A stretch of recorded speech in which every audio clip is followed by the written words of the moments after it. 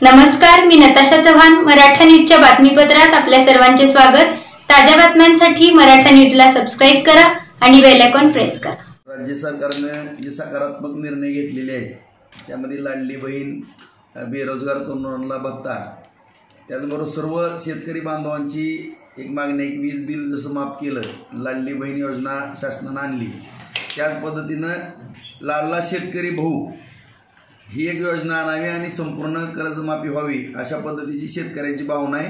आणि त्या भावनेची कदर करून निश्चितपणानं माननीय मुख्यमंत्री एकनाथ शिंदे साहेब, फडणवीस साहेब आणि अजितदादा पवार साहेब यांच्याकडे आम्ही भारतीय जनता पार्टी, शिंदे साहेबांचे आमदार आणि अजितदादांचे आमदार नौक्यांना सगळेजण त्या ठिकाणी संपूर्ण शेतकऱ्यांची कर्जमाफी व्हावी आणि शेतकऱ्यांचा सातबारा कोरा व्हावा या दृष्टिकोनातून आम्ही त्या ठिकाणी मागणी करणार आहोत. आणि आम्हाला पूर्णपणे आशा आहे की त्यांचं कर्ज सरकार माफ करेल आणि करावं.